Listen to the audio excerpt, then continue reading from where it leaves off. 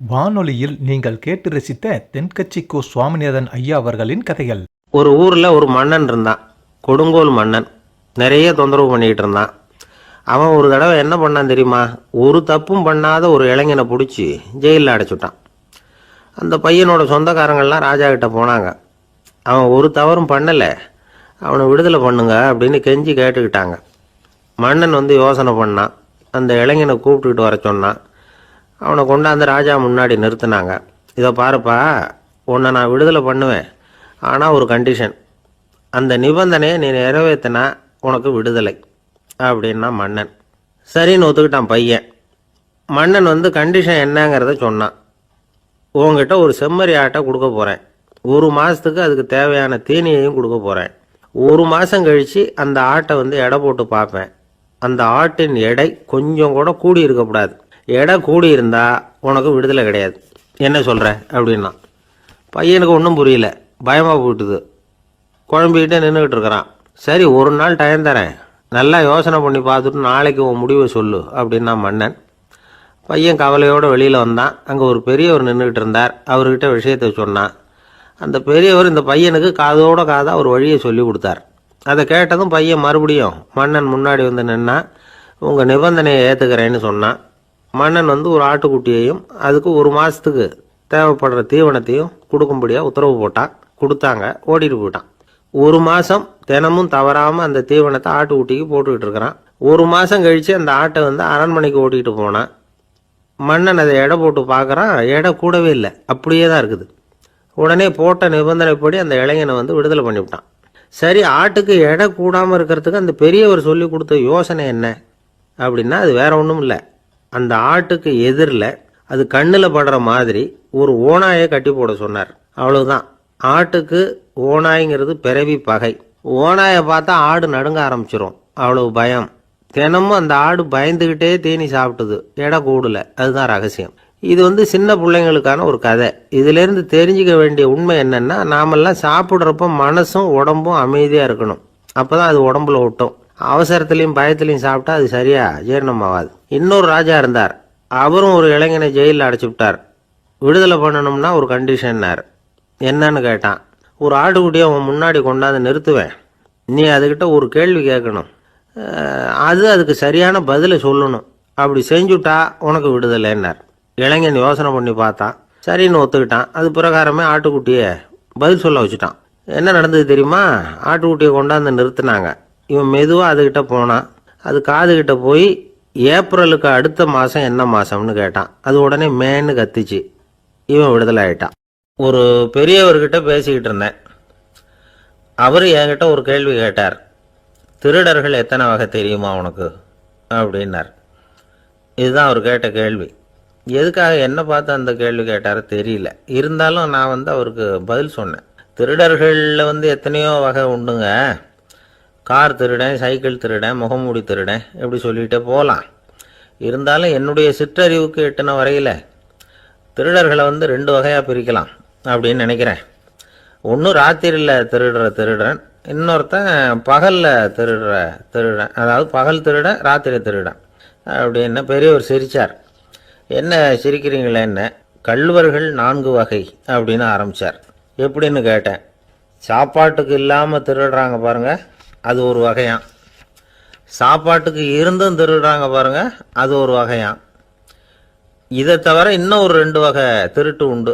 அது என்னன்னா, ஆண்டவன்கிட்ட இருந்து நாம திருடுற திருட்டு. இன்னொன்று என்னன்னா, நம்மகிட்ட இருந்து ஆண்டவன் திருடுற திருட்டு அப்படின்னார். எனக்கு ஒன்றும் புரியல. என்ன சார் இது, ஆண்டவனையே திருடன்னு சொல்கிறீங்களே அப்படின்னு ஆச்சரியமா. ஆமாங்க, ஆண்டவனை கள்வன்னு சொல்கிறது இல்லையா? காஞ்சிபுரத்துக்கு பக்கத்தில் திருக்கார்வனம் அப்படின்னு ஒரு ஊர் இருக்குது. அங்கே உள்ள பெருமாளுக்கு கள்வர்னு தான் பேர். அது மட்டும் இல்லை, திருமங்கை ஆழ்வார் தம்முடைய திருநெடுந்தாண்டகத்தில் கார்வனத்துள்ளாய் கள்வா அப்படின்னு தான் அழைக்கிறார் அப்படின்னு நிறைய உதாரணம்லாம் சொல்ல ஆரம்பித்தார். அதுக்கப்புறம் அவர்கிட்ட பேசி நான் புரிஞ்சுக்கிட்ட விவரங்களை தான் நான் இப்போ உங்ககிட்ட சொல்ல போகிறது. அதாவது அவர் சொன்ன முதல் வகை திருடர்கள் சாப்பாட்டுக்கு இல்லாமல் திருடுறவங்க. இவங்களை திருத்தி போடலாம். சாப்பாட்டுக்கு இருந்தும் பணம் சேர்க்கணுங்கிற ஆசையால் பொய் கணக்கெல்லாம் எழுதுறாங்க பாருங்க, அவங்க தான் ரெண்டாவது வகை. மூணாவது வகை திருட்டு தான் மிகப்பெரிய திருட்டு. இறைவனுக்கு சொந்தமானதை நம்முடையதுன்னு நினைக்கிற திருட்டு. எது இறைவனுக்கு சொந்தமானது அப்படின்னா ஆத்மா. பகவானுக்கு சொந்தமான ஆத்மாவை நம்முடையதுன்னு நினைக்கிறது தான் அந்த மாபெரும் திருட்டு. இதுக்கு பேர் தான் ஆத்மாபகாரமா. சரி, இதுக்கு பரிகாரம் என்ன? எல்லாம் இறைவனுடையது, நமக்கு ஒன்றும் இல்லை அப்படின்னு நினைக்கிறது தான் இதுக்கு பரிகாரம். இதெல்லாம் இருக்கட்டும். நாலாவது திருட்டு ஒன்று சொன்னோம்ல, ஆண்டவன் நம்மகிட்ட இருந்து திருடுறது. அது எப்படி? ஆண்டவனை கல்வன்னு சொல்கிறாங்க, அது சரி. அவர் என்னத்தை திருடினார்? இப்போ இன்னொருத்தருக்கு சொந்தமான ஒன்றை எடுத்து வச்சுக்கிறது தான் கள்ளத்தனம். ஆனால் ஆண்டவன் எடுத்துக்கிட்டோம்னா இருக்கிறது எல்லாமே அவனுக்கு சொந்தம். அப்படி இருக்கிறப்போ அவரை எப்படி கல்வன்னு சொல்கிறது? இது என்ன புரியாமல் இருக்குதே அப்படின்னு சொல்லி பார்த்தா அதுக்கும் விளக்கம் சொல்கிறாங்க அவங்க. அதாவது ஆண்டவனுக்கு உருவமே கிடையாது, அரூபமாக இருக்கிறவன், அதாவது உருவம் இல்லாமல் இருக்கிறவன். அப்படி உள்ள பகவான் நம்மளை மாதிரி உருவத்தில் இருக்கிறான். நம்மளை மாதிரியே கையை காலு மூக்கெல்லாம் இருக்குது ஆண்டவனுக்கு. இந்த உருவம் நம்மகிட்ட இருந்து திருடினது தானே. அவன் தன்னுடைய உண்மையான திருமேனியை நமக்கு காட்டாமல், அதாவது தரிசனம் கொடுக்காமல் இருக்கிறது கள்ளத்தனம் தானே. அதனால தான் இதுவும் ஒரு பெரிய திருட்டு, இருக்கிறதுலே மிகப்பெரிய திருட்டு அப்படிங்கிறார். என்கிட்ட பேசிக்கிட்டு இருந்தார், இந்த விஷயம்லாம் சொல்லிகிட்டு இருந்தார் இந்த பெரியவர். அதாவது திருட்டை ஆன்மீக நோகத்தில் அவர் பார்க்குறார். நம்ம பார்வையில் இதை விட அபூர்வமான திருட்டுலாம் இங்கே உண்டு, அபூர்வமான திருடர்களும் உண்டு. ஒரு திருடன் சிறையிலிருந்து விடுதலையாகி வெளியில் போனான். கொஞ்ச நாளில் மறுபடியும் திரும்பி ஜெயிலுக்கு வந்துட்டான். அப்போது சிறை அதிகாரி அவனுக்கு அறிவுரை சொன்னாராம். ஏன்பா இப்படி அடிக்கடி தப்பு பண்ணிவிட்டு ஜெயிலுக்கு வந்துவிடுறியே, உனக்கு சொந்த பந்தம் எதுவும் இல்லையா? உனக்கு அப்பா அண்ணன் தம்பிகள் அவங்க கூட எல்லாம் சேர்ந்து வாழணுங்கிற ஆசை இல்லையா அப்படின்னு கேட்டிருக்கார். அவங்களோட சேர்ந்து வாழணுங்கிற ஆசை எனக்கு நிறைய உண்டுங்க சார் அப்படின்னு அவன். அப்புறம் எதுக்கு இப்படி ஜெயிலுக்கு வந்துவிடுற அப்படின்னாரான் அவர். அவங்க எல்லாருமே இங்கே தானே சார் இருக்காங்க அப்படின்னு அவன். நம்மக்கிட்ட ஒருத்தன் தப்பாக நடந்துக்கிட்டானா உடனே நாம் என்ன செய்வோம்? கையை ஓங்கிட்டு அவனை அடிக்க போவோம். நாம் அவங்ககிட்ட அவனை விட ஒருபடி மேலே தப்பாக நடந்துக்குவோம். ஆனால் பெரியவங்கள்லாம் அப்படி நடந்துக்கிறது இல்லை. இன்னா செய்தாரை ஒருத்தல் அவர் நாண நன்னயம் செய்து விடல் அப்படின்னு வள்ளுவர் சொல்லியிருக்கார் இல்லையா? அதுக்கு தகுந்த மாதிரி நடந்துக்குவாங்க. பாயசித் விஸ்தாமிங்கிறவர் ஒரு பெரிய ஞானி. அவர் ஒரு நாள் ராத்திரி ரொம்ப நேரம் மசூதியில் இருந்துட்டு வீட்டுக்கு திரும்பி வந்துக்கிட்டு இருக்கிறார். வழியில் ஒரு குடிகாரன், அவன் கையில் ஒரு இசைக்கருவி, அதை கண்ணா பின்னான்னு மீட்டிக்கிட்டு வாய்க்கு வந்தபடியே என்னத்தையோ பாட்டுன்னு நினச்சிக்கிட்டு பாடிக்கிட்டு அவன் பாட்டுக்கு கிடக்கிறான் வழியில்.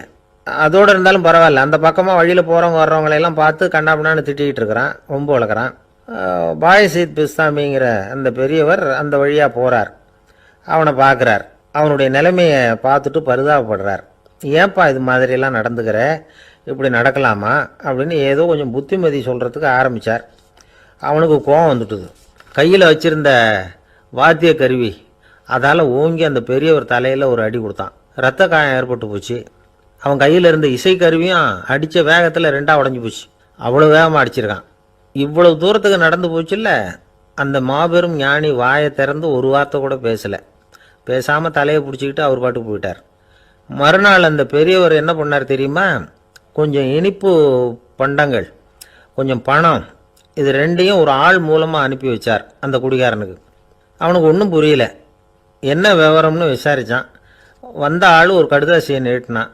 அதில் விவரம் இருந்தது. ஞானி எழுதியிருக்கிறார், இதை பாருப்பா, உங்களுடைய இசைக்கருவி உடையறதுக்கு என்னுடைய தலை காரணமாக ஆயிட்டுது. அதுக்காக நான் ரொம்ப வருத்தப்படுறேன். அதுக்காக தான் பணம் அனுப்பி வச்சுருக்கேன். வேறு புதுசாக ஒரு இசைக்கருவி வாங்கிக்கோ. அப்புறம் இன்னொரு விஷயம், நேற்றுக்கு ராத்திரி என்கிட்ட ஏகப்பட்ட கசப்பான வார்த்தைகளை பேசினேன். இதோடு அனுப்பியிருக்கிற இனிப்பு பண்டங்களை சாப்பிட்டு உன்னுடைய நாவில் உள்ள கசப்பை மாற்றிக்கோ அப்படின்னு அதில் எழுதப்பட்டிருந்தது. இந்த சமயத்தில் அவன் குடி மயக்கத்தில் இல்லை, தெளிஞ்சு போயிருந்த நேரம் அது. அதனால் அதை படித்த உடனே அவனுக்கு ரொம்ப வெக்கமாக போச்சு. தலை குனிஞ்சான், யோசனை பண்ணான். கொஞ்ச நேரத்தில் தன்னுடைய நண்பர்கள் சில பேரையும் கூப்பிட்டுக்கிட்டு நேராக அந்த ஞானி இருக்கிற இடத்துக்கு ஓடினான். அவர் காலில் விழுந்தான், அவர்கிட்ட மன்னிப்பு கேட்டுக்கிட்டான். பெரியவங்களே தெரியாமல் வந்து நான் இந்த பாவச் செயலை பண்ணிவிட்டேன், என்னை மன்னிச்சுங்க. உங்களுடைய பொறுமையும் போதனையும் என்னுடைய கண்ணை திறந்துட்டுது. இனிமேல் நானும் என்னுடைய நண்பர்களும் நல்ல வழியில் திருந்தி வாழ போகிறோம் அப்படின்னா. ஞானி செய்த நன்னயம் குடிகாரனை எப்படி திருத்திருக்கு பார்த்தீங்களா? இந்த கதையை கேட்டுவிட்டு ஒருத்தர் சொன்னார், என் வாழ்க்கையில் கூட அப்படி ஒரு சம்பவம் நடந்தது சார். நானும் ஒரு நாள் ராத்திரி ஓவராக குடிச்சிட்டு ஒரு கிட்டாரை வாசிச்சுக்கிட்டு கண்ணாபின்னான்னு உளறிக்கிட்டு திட்டிக்கிட்டு இருந்தேன். அந்த சமயம் அந்த வழியாக ஒருத்தர் வந்தார். ஓங்கி தலையில் ஒரே ஒரு அடி, ரத்தம் வந்துட்டுது. அதுக்கப்புறம் என் மனசு தெரிஞ்சுட்டுது சார் அப்படின்னார். அப்படியா என்ன ஆச்சரியமா? ஆமாம் சார், அடி விழுந்தது அவர் தலையில் இல்லை, என் தலையில். வந்தவர் என்ன அப்படி அடிச்சுட்டார். மயக்கம் தெளிஞ்சதுக்கு அப்புறம்தான் எனக்கு விவரம் புரிஞ்சுது. அவர் ஒரு போலீஸ்காரர் அப்படின்னார் ரொம்ப சோகமாக. ஒரு நாள் ராமர் அரசவையில் உட்காந்துருக்கிறார். ராமராஜ்யம் நடந்துக்கிட்டு இருந்த நேரம். அந்த சமயத்தில் ஒரு நாய் வந்து அரச சபைக்கு வந்துதான். அது தலையில் அடிபட்டு ரத்தம். அந்த கோலத்தில் அது அங்கே வந்தது. எல்லாரும் ஆச்சரியமாக அதை பார்த்தாங்க. ராமரும் அந்த நாயை பார்த்தார். நீங்கள் வந்த காரியம் என்ன, என்ன நடந்தது, எதுவாக இருந்தாலும் பயப்படாமல் சொல்லு அப்படின்னார். உடனே அந்த நாய் மெதுவாக சொல்ல ஆரம்பிச்சுதான். ஐயா, நான் தெருவில் போய்கிட்டு இருந்தேன். வழியில் ஒருத்தர் வந்தார். அவர் வேத சாஸ்திரம்லாம் படித்த பெரியவர். அவர் எந்த காரணமும் இல்லாமல் அவர் கையில் வச்சுருந்த குச்சியால் என் தலையில் அடிச்சுட்டார். அதுதான் தலையில் ரத்தம். இதை நீங்கள் விசாரித்து தகுந்த தீர்ப்பு வழங்கணும் அப்படின்னு தான் அந்த நாய். ராமர் பார்த்தார். உடனே தன்னுடைய காவலர்களை அனுப்புனார். அந்த ஆளை எங்கே இருந்தாலும் போய் கொண்டுகிட்டு வாங்க அப்படின்னு விட்டார். காவலர்கள் போனாங்க. அந்த ஆளை பிடிச்சி கொண்டு வந்துட்டாங்க. அரண்மனைக்கு வா அப்படின்னு சொல்லி கூப்பிட்டுட்டு வந்துட்டாங்க. என்ன நடந்ததுன்னு விசாரித்தார் ராமர். அதுக்கு அந்த ஆள் சொன்னார், நான் வந்து வீதி வழியாக வந்துக்கிட்டு இருந்தேன். குறுக்க இந்த நாய் வந்தது. நான் அவசரமாக போய்கிட்டு இருந்தேன். இது எனக்கு வழி விடாமல் குறுக்க பூந்து இடைஞ்சல் பண்ணிச்சு. எனக்கு கோபம் வந்துட்டுது. அதனால் அடிச்சுட்டேன். வேத சாஸ்திரம் படித்த நான் என் வசமிழந்து கோபப்பட்டது பெரிய தப்பு தான். அதை நான் ஒத்துக்கிறேன். குற்றத்தை ஒப்புக்கொள்கிறேன். எனக்கு என்ன தண்டனை கொடுக்கணுமோ அதை கொடுங்க, ஏற்றுக்கிறேன் அப்படின்னு விட்டார். சரி, இப்போ அந்த ஆளுக்கு தண்டனை கொடுக்கணும். என்ன தண்டனை கொடுக்கறது யோசனை பண்ணார் ராமர். அதையும் அந்த நாய்கிட்டே கேட்டார். நீயே சொல்லு, என்ன தண்டனை கொடுக்கலாம் இவருக்கு அப்படின்னார். இதுக்கு அந்த நாய் என்ன சொல்லிச்சு தெரியுமா? இவரை ஏதாவது ஒரு கோயிலுக்கு தர்மகர்த்தாவாக நியமனம் பண்ணிவிடுங்க, அதுதான் இவருக்கு சரியான தண்டனை அப்படின்னுது. இதை கேட்டதும் ராமர் முகத்தில் புன்னகை. ஆனால் அங்கே இருந்த மற்றவங்களுக்கெல்லாம் ஆச்சரியம். அது எப்படி, தப்பு செஞ்சவங்களுக்கு தண்டனை கொடுக்கறது தானே நியாயம், அதை விட்டுட்டு தர்மகர்த்தா பதவியை கொடுக்க சொல்லுதே இந்த நாய் அப்படிங்கிற ஆச்சரியம். இந்த சந்தேகத்தை அந்த நாய்கிட்டேயே கேட்டாங்க அங்கே இருந்தவங்க. இதுக்கு அந்த நாய் பதில் சொல்லிச்சான். நான் வந்து போன பிறவியில் ஒரு கோயிலுக்கு தர்மகர்த்தாவாக இருந்தேன். எவ்வளவோ கவனமாக எச்சரிக்கையாக தான் என்னுடைய கடமைகளை எல்லாம் செஞ்சுக்கிட்டு வந்தேன். அப்படி இருந்தாலும் சில சமயங்களில் என்னையும் மீறி கோயில் செல்வத்தை நான் அனுபவிக்கிறதுக்கு காரணமாயிட்டேன். ஒரு கோவிலுக்கு தர்மகர்த்தாவாக இருக்கிறவங்க எப்படியும் இந்த பாவத்திலேருந்து தப்பிக்கிறது கஷ்டம். அதனால தான் நான் இந்த பிறவியில் நாயாக பிறந்து இப்படி கஷ்டப்படுறேன். இதே நிலைமை இந்த ஆளுக்கும் ஏற்படணும் அப்படிங்கிறதுக்காக தான் அவரையும் ஒரு கோயிலுக்கு தர்மகர்த்தாவை நியமிக்கும்படி கேட்டுக்கிட்டேன் அப்படின்னு தான் இந்த நாய். இதிலேருந்து என்ன தெரியுது? எந்த பதவியில் நாம் இருந்தாலும் நமக்கு தெரியாமல் கூட அதை தவறாக உபயோகப்படுத்தக்கூடாதுங்கிறத இதிலேருந்து புரிஞ்சுக்கணும். இல்லைன்னா அடுத்த பிறவியில் நாயாக பிறந்து எங்கேயாவது போய் வாழை ஆட்டிகிட்டு நிற்க வேண்டியது தான். கோவில் வாசலில் 2 நாய் பேசிக்கிட்டு இருந்து தான், போன ஜென்மத்தில் நான் மனுஷனாக தான் இருந்தேன். ஒரு கோவில் பூசாரி பேச்சை கேட்டுவிட்டு அவரோட கூட்டு சேர்ந்துக்கிட்டு ஆண்டவன் போட்டிருந்த நகையெல்லாம் அபகரித்து என்கிட்ட கொடுத்தாரு அவர். நான் எடுத்துகிட்டு வந்துட்டேன். திருடினது அந்த ஆள் தான், எடுத்துக்கிட்டு வந்தது தான் நான். இருந்தாலும் நான் மட்டும் நாயாக பிறந்துட்டேன். இப்போ மட்டும் அந்த பூசாரி என்கிட்ட மாட்டினா கடித்து குதறி விடுவேன் அப்படின்னு தான். அவசரப்பட்டு அப்படி செஞ்சுடாதே. பதிலுக்கு அவரும் உன்னை திருப்பி கடித்தாலும் கடிச்சிருவார். ஏன்னா அவரும் இப்போ ஒரு நாயாக தான் பிறந்திருக்கிறார் அப்படின்னு தான் இன்னொன்று. அது எப்படி உனக்கு தெரியும்னு தான் இது. நான் தானே அது அப்படின்னு தான் அந்த நாய். அப்படி ஒரே ஒரு ஊரில் ஒரு அம்மா இருந்தாங்க. அந்த அம்மாவுக்கு ஒரே ஒரு பிள்ளையாண்டான். அவனுக்கு ரொம்ப அக்கறையோடு கல்யாணம் பண்ணி வச்சாங்க. கல்யாணம் முடிஞ்சதும் மருமக பொண்ணு வீட்டுக்கு வந்து சேர்ந்தது. அப்பாடா, என் கடமை முடிஞ்சுது, இனிமேல் அக்கடான்னு எங்கேயாவது ஒரு மூலையில் படுத்து கிடக்கலாம் அப்படின்னு நினச்சாங்க அந்த அம்மா. ஆனால் நினைக்கிறபடி எங்கே நடக்குது? அதுக்கப்புறம் தான் பிரச்சனையே ஆரம்பமாச்சு. மருமகள் குணம் சரியில்லை, ஒரு மாதிரி. அந்த பொண்ணு வீட்டுக்கு வந்ததுமே முதல் வேலையாக மாமியாரை பார்த்து, அதுதான் நான் வந்துட்டேன்ல, இனிமேல் உங்களுக்கு என்ன வேலைங்க, புறப்பட வேண்டியது தானே, காசி ராமேஸ்வரம்னு எங்கேயாவது போங்க அப்படின்னுட்டு தான். மாமியாரை பார்த்தாங்க, கொஞ்சம் யோசனை பண்ணாங்க. இந்த பாருமா, நீ இப்படி சொல்கிறதுக்கு முன்னாடியே வீட்டை விட்டு புறப்படணுங்கிற முடிவுக்கு நான் வந்துட்டேன். வீட்டை மட்டும் இல்லை, இந்த உலகத்தை விட்டே கூட போகிறதுக்கு தயாராக இருக்கிறேன். ஆனால் ஒரே ஒரு விஷயத்துக்காக என் உயிரை கையில் பிடிச்சிக்கிட்டு இருக்கிறேன் அப்படின்னாங்களாம். என்ன விஷயம்னு கேட்டது இந்த மருமக பொண்ணு. வேற ஒன்றும் இல்லை, என் பிள்ளைக்கு கல்யாணம் பண்ணி வச்சுட்டேன். ஒரு பேர புள்ள பிறந்து அதை என் கண்ணால் பார்த்துட்டேன்னா நான் எங்கே வேணும்னாலும் போகிறதுக்கு தயாராக இருக்கிறேன் அப்படின்னாங்களாம் அந்த மாமியார். மாமியார் இப்படி சொல்கிறதுலேயும் நியாயம் இருக்கிறதாக பட்டுது அந்த பொண்ணுக்கு. சரி, அப்படியே இருந்து பார்த்துட்டு போகலாம் அப்படின்னு அனுமதி கொடுத்தது. கொஞ்ச காலத்தில் ஒரு பேரன் பிறந்தான். அந்த அம்மாவும் பேரனை கண்ணால் பார்த்துட்டாங்க. சரி, பேரனை பார்த்தாச்சுல்ல, இனிமேல் புறப்பட வேண்டியது தானே அப்படின்னது மருமக பொண்ணு. மாமியார் பார்த்தாங்க, நீ சொல்கிறது சரிதாம்மா, அதில் ஒன்றும் தப்பு இல்லை. என்னோட பேரன் உங்களை அம்மா அப்பான்னு கூப்பிடுறதை என் காது குளிர கேட்டுட்டு போயிடுறேனே அப்படின்னாங்களாம். சரி, அந்த ஆசையை நிறைவேறட்டும் அப்படின்னு காத்துக்கிட்டு இருந்தாங்க. பேரன் வளர்ந்தான், நடந்தான், பள்ளிக்கூடம் போனால் பெரியவனானா. மருமக பொண்ணு மறுபடியும் மாமியாரை விரட்ட ஆரம்பிச்சுட்டுது, இன்னும் புறப்புள்ளையான்னு. இதை பாருமா, இது வரைக்கும் இருந்துட்டேன். பேரனோட கல்யாணத்தையும் கண்ணால் பார்த்தா தான் இந்த கட்டை வேகும் போல் இருக்குது அப்படின்னு சொல்லி ஒரு மாதிரியாக பேச ஆரம்பித்தாங்க. இதுவும் நியாயமான ஆசையாக தான் படுது அப்படின்னு அது யோசிச்சிருக்கு அந்த பொண்ணு. சரின்னு அதுக்கும் ஒத்துக்கிட்டது. உடனே பேரனுடைய கல்யாணமும் முடிஞ்சது ஒரு வழியாக. இனிமேல் ஒரு நொடி கூட இங்கே இருக்கக்கூடாது, புறப்படுங்க அப்படின்னு மாமியாரை விரட்டிச்சான் அந்த பொண்ணு. இப்போ அந்த மாமியார் தன்னோட மருமகளை பார்த்து சொல்கிறாங்க, இதோ கிளம்பிட்டேம்மா, என் மூட்டை முடிச்செல்லாம் கட்டிக்கிட்டேன், புறப்பட்டுவிட்டேன். அப்படியே நீயும் உன் துணிமணிகளை மூட்டை கட்டிக்கிட்டு கிளம்பிடும், என்னோட சேர்ந்து 2 பேருமா சேர்ந்து போயிடலாம் அப்படின்னாங்களாம். அந்த பொண்ணு முழிக்குது. முழிக்காதே, உனக்கும் ஒரு மருமக வந்துட்டா, இனிமேல் நீயும் ஒரு மாமியார் தானே, உனக்கும் இனிமேல் இங்கே வேலை இல்லை, புறப்படு அப்படின்னாங்களாம். அப்போ தான் அந்த பொண்ணு சிந்திக்க ஆரம்பிச்சுதான், தன்னோட தவறு புரிஞ்சுதான். இந்த தகவலை கேட்டுக்கிட்டு இருக்கிற மருமகள்லாம் இதை பற்றி கொஞ்சம் யோசித்து பார்க்கணுங்கிறதுக்காகத்தான் இதை சொல்கிறோம் மாமியார்கள் சார்பாக. கொஞ்ச நாளைக்கு முன்னாடி ஒரு பொண்ணை பார்த்து பேசுகிற சந்தர்ப்பம் கிடைச்சிது ஒரு கல்யாண வீட்டில். அந்த பொண்ணு சொல்லிச்சு, சார் எனக்கு கல்யாணம் ஆகி 15 வருஷம் ஆகுது, நான் மாமியார்கிட்ட சண்டை போட்டதே இல்லை அப்படின்னு ரொம்ப அடக்கமாக சொல்லிச்சு. அது எப்படிம்மா சாத்தியமாச்சுன்னு கேட்டோம். எனக்கு கல்யாணம் ஆகி 15 வருஷம்தான் ஆச்சு, ஆனால் என் மாமியார் செத்து போய் 20 வருஷத்துக்கு மேலே ஆயிட்டுது அப்படின்னு. அப்பாவுக்கு 2 பிள்ளைங்க. மூத்தவன் ரொம்ப அடக்கம், அப்பா எது சொன்னாலும் கேட்பான், பெரியவங்களுக்கு கீழ்ப்படிஞ்சு நடப்பான். இளையவன் அப்படி இல்லை, தான் நினச்சதை தான் சொல்லுவான், செய்வான். அடுத்தவங்க சொல்கிறத கேட்க மாட்டான், அடங்கி நடக்க மாட்டான். இந்த 2 பேரில் யாரை உங்களுக்கு பிடிக்கும்? பெரியவனை தான் பிடிக்கும், ஏன்னா அவன் தான் சொல்கிற பேச்சை கேட்குறவன் அப்படின்னு சொல்லுவீங்க. ஆனால் ஒரு ஞானி என்ன சொல்கிறார் தெரியுமா? ஒரு குழந்தை அதன் அறிவுக்காக மதிக்கப்பட வேண்டுமே தவிர அதனுடைய கீழ்ப்படியும் தன்மைக்காக அல்ல அப்படிங்கிறார். நம்ம குழந்தைகளை சுயமாக சிந்திக்கிறதுக்கு நாம் விடுறதில்ல, மற்றவங்களை பார்த்து காப்பி அடிக்கிறதுக்கு தான் நாம் அவங்களுக்கு கற்றுக் கொடுக்குறோம்.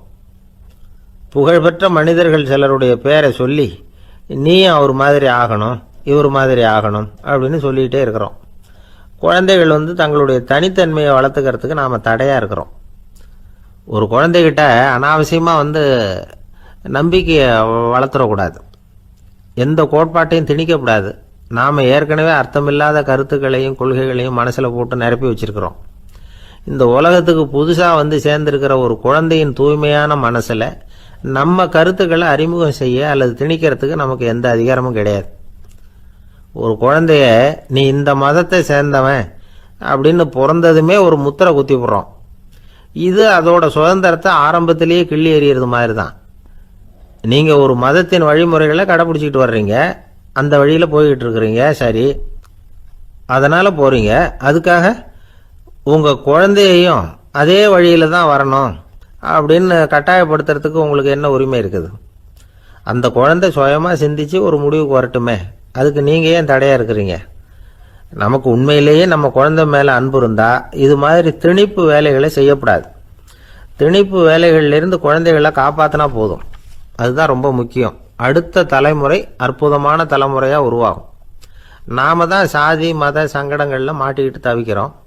அவங்களாவது சாதி மத வேறுபாடு இல்லாத சமுதாயத்தை பார்க்கட்டுமே, அந்த சௌகரியங்களை அனுபவிக்கட்டுமே.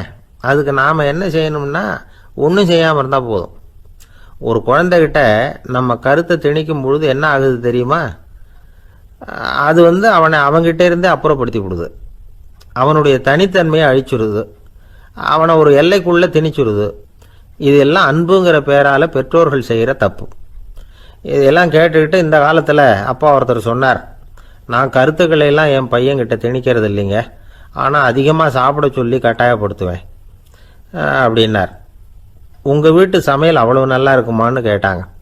நல்லா இருந்தால் நான் ஏன் அவனை சாப்பிட சொல்லி கட்டாயப்படுத்த போகிறேன் அப்படின்னார். காஞ்சிபுரத்தில் பல்லவ ராஜா ஒரு கோவில் கட்டினார், கைலாசநாதர் கோவில். அதுக்கு கும்பாபிஷேகம் பண்ணுறதுக்கு ஒரு நாள் குறிப்பிட்டு அதுக்கு வேண்டிய ஏற்பாடுகள்லாம் பண்ணினார்.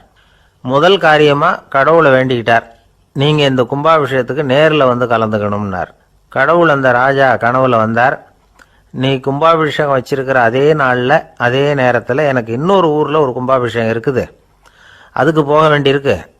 அதாவது திருநின்ற ஊரில் என்னுடைய பக்தர் ஒருத்தர், அவரும் ஒரு கோயில் கட்டி கும்பாபிஷேகம் செய்கிறார், நான் அதுக்கு போக வேண்டியிருக்கு, அதனால் உன்னுடைய தேதியை நீ மாற்றி வச்சுக்கோ அப்படின்னார். கடவுள் தான் எங்கேயும் இருக்கிறவராச்சே, அவர் நினச்சா 2 இடத்துலையும் இருந்து கோயில் கும்பாபிஷேகத்தை நடத்த முடியாதா? ஏன் அப்படி செய்யலை? அது ஒரு முக்கியமான காரணத்துக்காக தான். திருநின்ற ஊரில் இருந்த பூசலாருங்கிற அந்த அடியாரின் பெருமையை இந்த உலகத்துக்கு எடுத்து காட்டணுங்கிறதுக்காகத்தான் கடவுள் அந்த ராஜா கிட்ட அப்படி சொன்னார். சரி, அந்த அடியார் அப்படி என்னதான் பெருசாக கோயில் கட்டி விட்டார்? ராஜா கட்டின கோயிலை விட பெருசா? அவர் கட்டினது கருங்கல்லாலேயோ மண்ணாலேயோ மரத்தாலேயோ இல்லை. அவர் கட்டின கோயில் வேற மாதிரி. அது மனசால கட்டின கோயில், மனசுக்குள்ளே இருக்கிற கோவில், மனக்கோவில். அந்த அடியார் தன்னோட மனசுக்குள்ளே மாசக்கணக்காக ஒவ்வொரு கல்லாக சேர்த்து கட்டின கோவில். இந்த விஷயம் ராஜாவுக்கு தெரியாது. அவர் என்ன நினச்சுட்டாரு, அது நாம் கட்டின கற்கோயிலை விட ரொம்ப பெருசாக இருக்கும் போல இருக்கு அப்படின்னு நினச்சிட்டார். சரி, அப்பேற்பட்ட அந்த கோயிலை தரிசனம் பண்ணிவிட்டு வருவோம் அப்படின்னு நினச்சி ராஜா திருநின்ற ஊருக்கு போகிறார். அங்கே போய் பார்த்தா கோயிலையும் காணும், ஒன்றையும் காணும். கடைசியில் பூசலார் கட்டின மனக்கோவில் தான் அதுங்கிறத அவர் புரிஞ்சுக்கிறார். உடனே அந்த அடியாரின் காலில் விழுந்து வணங்குறார். அவரோ, இது மனசால முயன்ற கோவில், இதுக்கு இத்தனை பெருமையா அப்படின்னு ஆச்சரியப்படுறார். இதில் ஆச்சரியப்படுறதுக்கு ஒன்றும் இல்லை. ஆண்டவன் விரும்புறது அகபக்தியையே தவிர புற தோற்றங்களே அல்ல. இதை நாம் புரிஞ்சுக்கிட்டோம்னா நமக்குள்ள எந்த வேறுபாடுகளும் வர்றதுக்கு வழியே இல்லை. இன்னொரு ராஜா இருந்தார்.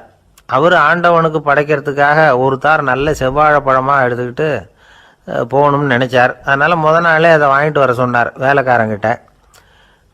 வேலைக்காரன் போனால் கடைத்தெருவில் ஒரு தார் பழம் வாங்கினான். வர்ற வழியில் அவன் குடிசை. அப்படியே எட்டி பார்த்துட்டு போவோமேன்னு நினச்சான். போனான். அங்கே இவனோட குழந்தை பாவம் பசியால் கத்திக்கிட்டு இருக்கு. இவன் பார்த்தான், இவ்வளவு பெரிய தாரில் ஒரு 2 பழம் எடுத்தா தெரியவா போகுது அப்படின்னு நினச்சி ஒரு 2 பழத்தை பிச்சு அந்த குழந்தைகிட்ட கொடுத்தான். அது அதை வாங்கி வயிறார சாப்பிட்டுது. பசி அடங்குச்சு, விளையாட போயிட்டுது. இவன் அதுக்கப்புறம் வாழைப்பழத்தை எடுத்துக்கிட்டு அரண்மனைக்கு வந்தான். 2 பழம் பிச்சிருக்கிறது ராஜாவுக்கு தெரிஞ்சு போச்சு. இவன் உண்மையை சொல்லிவிட்டான். உடனே ராஜா, கடவுளுக்கு படைக்க வேண்டிய பொருளை குழந்தை எச்சில் பண்ண விட்டுருக்கியே அப்படின்னு சொல்லி அவனை கட்டி வச்சு சாட்டையால் அடித்தார் பாவம். மறுநாள் பழத்தை கோயிலுக்கு எடுத்துகிட்டு போனார். கடவுள் முன்னாடி வச்சார். கடவுள் கண்ணை திறந்து பார்த்தார், பழம்லாம் அழுகி இருக்குது. என்ன இது அழுகி போன பழம் அப்படின்னார். ராஜா முழிச்சார். நல்லா தானே இருந்தது அப்படின்னு நினச்சார். அப்போ கடவுள் அந்த ராஜா கிட்ட சொன்னாராம், இதை பார்ப்பா, இந்த தாரில் 2 பழம் தான் நல்ல பழம், அந்த 2 பழங்களையும் நேற்றுக்கே நான் சாப்பிட்டுட்டேன் அப்படின்னாராம். அப்போ தான் ராஜாவுக்கு புரிஞ்சுது, ஏழை குழந்தையின் பசியை தீர்க்கறதுக்காக உதவுன அந்த 2 பழம்தான் இறைவன் சாப்பிட்ட பழம்னு. இறைவன் இருக்கிற இடம் எது? இதுதான். கணவன் மனைவி அன்பாக இருக்கணும், ஒருத்தர் நல்லா புரிஞ்சுக்கணும், விட்டு கொடுக்குற மனப்பான்மை வேணும். அதுதான் ஒரு நல்ல குடும்பம். இன்றைக்கி பல குடும்பங்களில் அர்த்தமில்லாத சண்டைகள் தான் அதிகம். கிராமப்புறங்களில் வேடிக்கையாக ஒரு கதை சொல்லுவாங்க. ஒரு ஊரில் ஒரு ஆள் இருந்தான், வேலை வெட்டி இல்லாமல் சும்மாவே இருந்தான். அவனுக்கு கல்யாணம் பண்ணி வச்சாங்களாம். மனைவி சேர்ந்தா. சும்மாவே உட்காந்துருக்கிறியே, ஏதாவது சம்பாதிக்கிற வழியை பாரு அப்படின்ட்டுருக்கா. அதுக்கு தான் யோசனை பண்ணிகிட்டு இருக்கிறேன், ஒரு அருமையான ஐடியா அப்படின்னு நானா. என்ன அது சொல்லு அப்படின்ட்டு இருக்கா அவன். ஒரு ஆட்டுக்குட்டி வாங்க போகிறேன்னு இருக்கான். அதை வாங்கி என்ன பண்ண போகிறேன்னா, அந்த குட்டி வளரும், பெருசாகும், அதுக்கப்புறம் அது நிறைய குட்டி போடும் அப்படின்ட்டுருக்கான். சரி, அப்புறம் என்ன, அதையெல்லாம் சந்தையில் கொண்டுட்டு போய் விற்றுவிட்டு அந்த காசுக்கு ஒரு எருவு மாடு வாங்கலாம். சரி, அது எதுக்கு? எருவு மாடு நிறைய பால் கொடுக்கும், அதை கொண்டுகிட்டு போய் பால் பண்ணையில் கொடுப்பேன், அல்லது நானே விற்றுருவேன், கை நிறைய காசு கிடைக்கும். அதுக்கப்புறம் ஒரு பசுமாடு வாங்குவேன், பாலையும் விற்கலாம், நாமளும் காய் போட்டு சாப்பிட்லாம், இப்படிலாம் சொல்லியிருக்கான். அப்போ அந்த பொண்ணு சொல்லிச்சான், அடுத்த தெருவில் இருக்கிற எங்கள் அம்மா வீட்டுக்கும் கொஞ்சம் பால் கொடுத்து அனுப்பலாம் அப்படின்ட்டுருக்கான் அந்த பொண்ணு. இந்த இடத்துல கணவனுக்கு கோவம் வந்துட்டுது. அது எப்படி உங்கள் அம்மா வீட்டுக்கு எதுக்கு கொடுக்கணும், அதெல்லாம் முடியாதுன்றிருக்கான். இந்த இடத்துல சண்டை ஆரம்பமாயிட்டுது. கொஞ்ச நேரத்தில் 2 பேரும் சத்தம் போட ஆரம்பிச்சிட்டாங்க. கடுமையான சண்டை நடக்கிறத பக்கத்து வீட்டுக்காரன் காதில் வாங்கினான். அவன் ஓடியாந்தான். அவனுக்கு தெரியும், வாங்காத மாட்டுக்காக இப்படி சண்டை போட்டுக்கிட்டு இருக்கிறாங்கங்கிறது அவனுக்கு புரியும். அவன் ஓடி வந்து சொன்னான், ஏண்டா உன்னோட பசுமாட்டை ஒழுங்காக கட்டி போடக்கூடாதான்ருக்கான். என்னடா சொல்கிறேன்னா இவன், உன் மாடு என் தோட்டத்தில் வந்து மேய்ஞ்சுட்டுது, பயிரெலாம் நாசமாயிட்டுது, 10,000 ரூபா அளவுக்கு சேதம், அதை வாங்கிட்டு போகிறதுக்கு தான் வந்தேன், குடுறா 10,000 நானான். இவன் அரண்டு போயிட்டான். அப்புறம் சொன்னான், டேய் நான் இன்னும் மாடே வாங்கலையே, அதுக்குள்ளே அது வந்து எப்படிடா உன் தோட்டத்தில் மேயும், என்னடா உளர்றேன்ருக்கான். நீ தாண்டா இப்போ உளறிக்கிட்டு இருக்க, மாடே வாங்கலை, அதுக்குள்ளே எப்படிடா வந்து உன்னுடைய மனைவி அவங்க அம்மா வீட்டுக்கு பால் கொடுத்து அனுப்ப முடியும் அப்படின்னு அவன் கேட்டானா. நம்மளால இப்போ தான் புத்தி வந்துதான், அர்த்தமே இல்லாத சண்டை போட்டுக்கிட்டு இருக்கிறோம் அப்படிங்கிறத அவன் புரிஞ்சுக்கிட்டானான். இது நம்ம முன்னோர்கள் சொல்லியிருக்கிற ஒரு கதை. சண்டையில் தான் அர்த்தம் இல்லையே தவிர கதையில் அர்த்தம் உண்டு. அதாவது இல்லாத விஷயங்களுக்காக சண்டை போட்டுக்கிட்டு இல்லறத்தை வீணாக்கிக்கிட்டு இருக்கிற மனிதர்கள் இன்றைக்கு நிறைய பேர் இருக்கிறாங்க. ஒருத்தன் தன்னுடைய மனைவியை பற்றி மாமனார்கிட்ட புகார் சொன்னானா, மாமா உங்கள் பொண்ணு அர்த்தமில்லாத சண்டை போடுறா, எதுக்கு எடுத்தாலும் எடுத்தெறிஞ்சு பேசுகிறா அப்படின்ட்டுருக்கான். நீ எப்படி மாப்பிள்ளை அதை சமாளிக்கிற அப்படின்னு கேட்டிருக்காரு அவர். அவள் எடுத்தெறியறது என் மேலே படாமல் ஒதுங்கி நின்றுக்கிறேன் அப்படின்னு நானா இவன். ஒரு சிகை அலங்கார கூடம், ரொம்ப சுறுசுறுப்பாக எல்லாரும் வேலை செஞ்சுக்கிட்டு இருக்கிறாங்க. முடிவெட்டிக்க வந்திருக்கிறவங்க நிறைய பேர், எல்லாரும் வரிசையாக உட்காந்துருக்குறாங்க. அந்த சமயத்தில் திடீர்னு கதவை திறந்துக்கிட்டு ஒருத்தர் உள்ளே வர்றார். அவர் ஒரு பெரிய மனிதர். அவரும் முடிவெட்டிக்கிறதுக்காக தான் உள்ளே வந்திருக்கிறார். அவரை பார்த்த உடனே அங்கே வரிசையில் உட்காந்துருந்தவங்க எல்லாரும் எழுந்திரிச்சு அவர்கிட்ட வந்துட்டாங்க. அவரை சுற்றி நின்றுக்கிட்டாங்க. எப்படி இருக்கிறீங்க, நல்லா இருக்கீங்களா அப்படின்னு விசாரிக்க ஆரம்பிச்சிட்டாங்க. எல்லாம் முடிஞ்சதும் வந்தவர் கேட்டார், வரிசையில் கடைசியாக இருக்கிறவர் யார் அப்படின்னு கேட்டார். ஏன்னு கேட்டாங்க. நான் அதுக்கு அடுத்தபடியாக உட்காரணும், அதுக்காக தான் கேட்குறேன் அப்படின்னார். உடனே அங்கே இருந்தவங்கள்லாம் என்ன சொன்னாங்க தெரியுமா, நீங்கள் வந்து வரிசையில் காத்திருக்கக்கூடாது, நீங்கள் அரசாங்கத்தின் தலைவர், உங்களுக்கு நேரம் முக்கியம், அதனால் நீங்கள் முன்னாடி போங்க அப்படின்னு சொன்னாங்க. ஆனால் அதை அவர் கேட்கல. தோழர்களே, உங்களுடைய கருத்துக்கு ரொம்ப நன்றி, எல்லாரும் வரிசையாக தான் வரணும், அதுதான் முறை, வரிசையில் வரணுங்கிற நடைமுறையை நானும் பின்பற்ற விரும்புகிறேன், நாம் எல்லாரும் சமமானவர்கள் அப்படின்னார். இப்படி சொல்லிவிட்டு வரிசையில் கடைசியாக இருந்த ஒரு நாற்காலியில் போய் உட்காந்துக்கிட்டார். தன் சட்டை பையில் இருந்த ஒரு செய்தித்தாளை எடுத்தார், படிக்க ஆரம்பிச்சிட்டார். ஆனால் அங்கே இருந்தவங்களால இதை வந்து பார்த்துக்கிட்டு சும்மா இருக்க முடியல. ஒருத்தர் எழுந்திரிச்சு வந்தார். ஐயா, இப்போ என்னுடைய முறை வந்திருக்குது, நான் தான் போக வேண்டிய முறை, உங்களை இங்கே காத்திருக்க வைக்கிறத விட ஒரு 5 ஆண்டுகளுக்கு கூட நான் வந்து முடிவெட்டிக்காமே இருந்துட முடியும் அப்படின்னார். அவர் மறுபடியும் சொன்னார், ஐயா நீங்கள் வந்து வரிசை முறையை தாண்டி போக விருப்பப்படல, சரி, ஆனால் என்னுடைய முறையை வந்து மாற்றி கொடுக்கறதுக்கு எனக்கு வந்து முழு உரிமை இருக்குது, இதுக்கு பதிலாக உங்களுடைய கடைசி இடத்த நான் எடுத்துக்கிறேன், இதை நீங்கள் மறுக்க முடியாதுன்னார். அங்கே இருந்த மற்றவங்களும் இதை ஒரு மனசாக வற்புறுத்த ஆரம்பிச்சிட்டாங்க. அந்த பெரிய மனிதர் பார்த்தார், சரின்னு கடைசியாக ஒத்துக்கிட்டார். அவர் யார் தெரியுமா, அவர் தான் மாவீரர் லெனின்.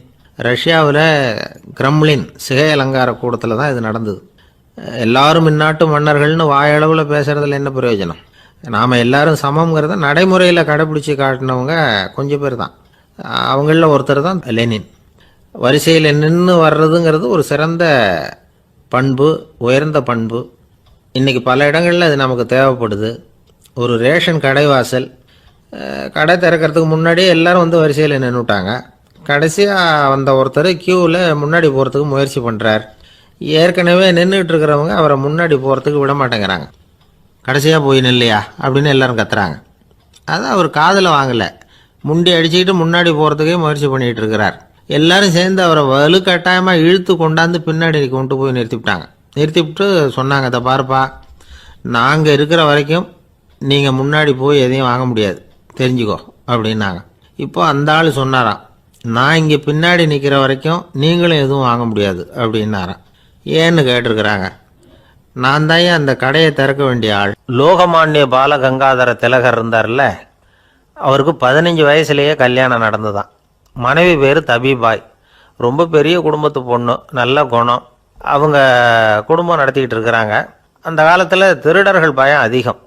இந்த காலத்தில் மட்டும் என்னன்னு கேட்குறீங்களா? நீங்கள் கேட்குறது நியாயம்தான். இருந்தாலும் இந்த காலத்து திருடனுக்கும் அந்த காலத்து திருடனுக்கும் ஒரு முக்கியமான வித்தியாசம் உண்டு. அதாவது அந்த காலத்து திருடன்லாம் நியாயம் அநியாயம் பார்க்கறது உண்டு, இந்த காலத்தில் அப்படி பார்க்கறது இல்லை. அந்த காலத்தில் திருட வர்றவங்கள்ட்ட கூட ஒரு தார்மீக உணர்வு உண்டாம்.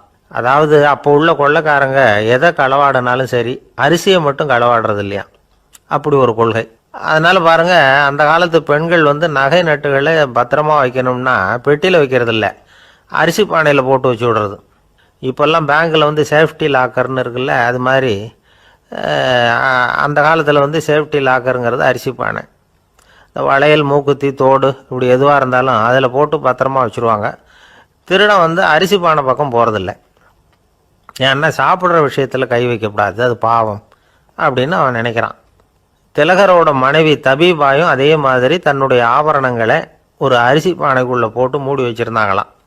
இப்படி இருந்தப்போ ஒரு நாள் ஒரு பிச்சைக்கார பொண்ணு வீடு வீடாக பிச்சை கேட்டுக்கிட்டே வந்திருக்குது. திலகர் வீட்டுக்கும் தர்மம் போடுங்க தாயே அப்படின்னு தான் அந்த பொண்ணு. அந்த அம்மா தபிபாய் காதில் இது விழுந்திருக்கு. உடனே கை நிறைய அரிசி அள்ளிக்கிட்டு போட்டிருக்கு. பாத்திரத்தில் அரிசியை போட்டதுக்கு அப்புறம் தான் தெரியுது, பளிச்சுன்னு கண்ணில் படுது. அதாவது அந்த அம்மாவோட வைர மூக்குத்தி ஒன்று அரிசியோடு சேர்ந்து அந்த பிச்சைக்கார பொண்ணு பாத்திரத்தில் போய் விழுந்துட்டுது. இந்த அம்மாவுக்கு மனசுக்குள்ளே குழப்பம், என்ன இப்படி ஆகிட்டுதே, மூக்குத்தி போயிட்டுதே, பிச்சை பாத்திரத்துலேருந்து அதை எப்படி எடுக்கிறது அப்படின்னு தயக்கம். வாயை திறந்து அதை கேட்கறதுக்கும் கூச்சம். திண்ணையில் உட்காந்துருந்த திலகர் இவ்வளவையும் பார்த்துக்கிட்டு இருக்கிறார். மனைவியின் மனசுக்குள்ளே நடக்கிற மௌன போராட்டத்தை அவர் நல்லா புரிஞ்சுக்கிட்டாராம். மனைவியை பார்த்து சொன்னாராம், தபிபாய், இது தெய்வ சம்மதம். அவளுக்கு சேர வேண்டிய மூக்குத்தி அவகிட்ட போயிட்டுது. பிச்சை பாத்திரத்தில் விழுந்த மூக்குத்தியை எடுக்க வேணாம் அப்படின்னாராம். சரின்னு சொல்லிவிட்டு மேற்கொண்டு எதுவும் சொல்லாமல் அந்த அம்மா வீட்டுக்குள்ளே போயிட்டாங்களாம். இந்த காலத்துலலாம் அது மாதிரி நடக்குமா? வெறும் அரிசியை போட்டுட்டு விவகாரம் பண்ணிகிட்டு இருக்க மாட்டோமா? ஒரு பெரிய மனுஷன் வீட்டுக்கு ஒரு பிச்சைக்காரன் வந்தான். ஐயா, நாங்கள் பிச்சைக்காரங்கள்லாம் சேர்ந்து ஒரு சங்கம் வச்சுருக்குறோம், அதுக்கு நிதி சேர்க்குறோம், அதுக்கு ஒரு 100 ரூபா கொடுத்தீங்கன்னா எங்களுக்கு பெரிய உதவியாக இருக்கும் அப்படின்னானா. அதெல்லாம் ஒன்றும் கொடுக்க முடியாது போ அப்படின்னாரான் அவர். அப்படின்னா ஒரு 50 ரூபாயாவது கொடுங்களேன் அப்படின்ட்டுருக்கான். அதுவும் முடியாதுன்னு சொல்லிவிட்டார். 25 ரூபா அப்படின்னு இருக்கான். எதுவும் முடியாது அப்படின்னாரான். சரிங்க, இவ்வளவு பெரிய வீட்டுக்கு வெறுங்கையோடு திரும்புறது நல்லா இருக்காது, அதனால் சும்மா ஒரு 1 ரூபா மட்டுமாவது கொடுங்க அப்படின்ட்டுருக்கான் அவன். ஒரு பைசா கூட என்கிட்ட கிடையாது அப்படின்னு விட்டாரான் இவர். அப்படின்னா நீங்கள் ஒரு காரியம் பண்ணுங்களேன் அப்படின்னானா அவன். என்ன செய்யணும் அப்படின்ட்டுருக்கார். எங்கள் சங்கத்தில் நீங்களும் ஒரு மெம்பராக சேர்ந்துருங்க அப்படின்னானா.